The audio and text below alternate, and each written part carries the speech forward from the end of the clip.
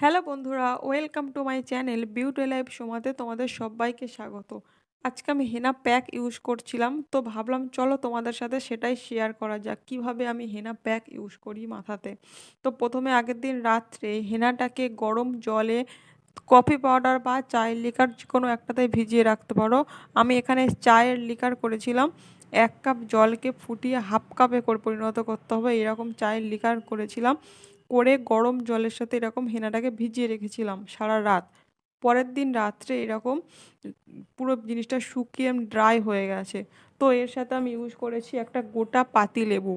পাতিলেবু ইউজ করেছি যাতে মাথায় খুশকিটাকে নিয়ন্ত্রণ করে। তো আমার মাথাতে খুবই ড্যান্ড্রফ থাকে, তাই জন্য পাতিলেবুটা ইউজ করেছি এখানে। আর সাথে দিতে হবে একটা গোটা ডিম। হ্যাঁ বন্ধুরা, গোটা ডিম।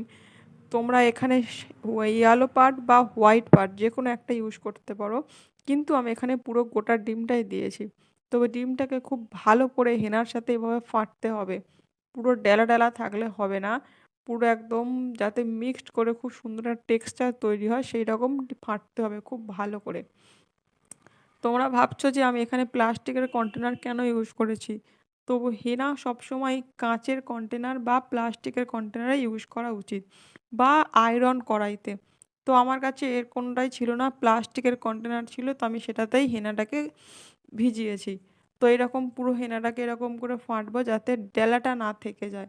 তো পুরো এরকম করে ফাটতে ফাটতে পুরো ডেলাটা কেটে যাবে। তোমরা এখানে চাইলে আমলকি পাউডার বা শিকাকাই পাউডার এখানে 1 চামচ করে দিতে পারো। তো এর সাথে দেব সর্ষের তেল। 1 চামচ থেকে 2 চামচ যে যার লেন্থ অনুযায়ী সর্ষের তেল দিতে পারো। সর্ষের তেল দিলে কি হয়, হেনার মধ্যে আমাদের চুলটা খুব সুন্দর সফট থাকে এবং একটা বেশ ভালো থাকে চুলটা। কারণ চুলের মধ্যে ড্রাইনেস ব্যাপারটা আসে না, হেনা করার পর আমাদের প্রত্যেকেরই চুল খুব ড্রাই হয়ে যায়। তো যাতে সেই ব্যাপারটা না হয় তার জন্য এখানে 1 চামচ মতো সর্ষের তেল দিলাম। আর কালারটাও খুব সুন্দর ধরে। আমি এখানে নিয়েছি ময়ূরের ব্ল্যাক হেনাটা। তো আমি চুলটাকে কালো করতে চাই, যার জন্য করে ব্ল্যাক হেনাটাই নিয়েছি। তো তোমরা এখানে যে যে ব্র্যান্ড ইউজ করো সেটাকেই ইউজ করতে পারো। তো পুরো টেক্সচারটা ঠিক এরকম তৈরি হয়ে গেছে। পুরো ডিমটা দেওয়ার জন্য একটু পাতলা হয়ে গেছে। তো এইভাবে এবার চুলটাকে মাঝখান থেকে সিঁথি কেটে নেব। সিঁথি কেটে নিয়ে তারপর পার্ট বাই পার্ট আমি এখানে হাত দিয়ে হেনাটাকে ইউজ করব। আমার হাত দিয়ে হেনা ইউজ করলে কি হয়, খুব ভালো আমি লাগাতে পারি চুলে। তো আমার এখানে লাগিয়ে দেওয়ার চুলে কেউ নেই, তাই আমার নিজেকেই করতে হবে।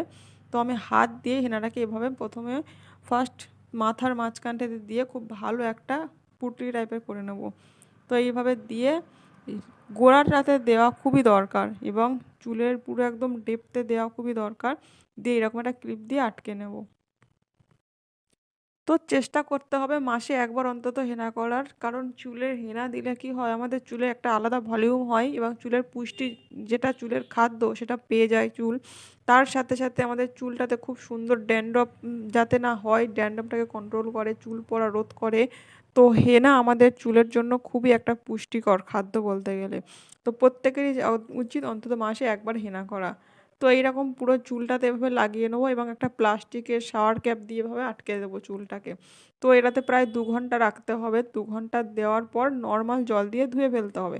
সেই দিন শ্যাম্পু না করে ঠিক তার পরের দিন শ্যাম্পু করলে বেস্ট রেজাল্ট পাওয়া যায় হেনার। আর যেদিন হেনা করা হয় সেদিন রাত্রে চুলে ভালো করে হেয়ার অয়েলিং করে রাখতে হয়। করে পরের দিন সকালে চুলটাতে হেনা মানে শ্যাম্পু করলে খুবই ভালো হয়। তো এইরকম আমার এসেছিলো। তো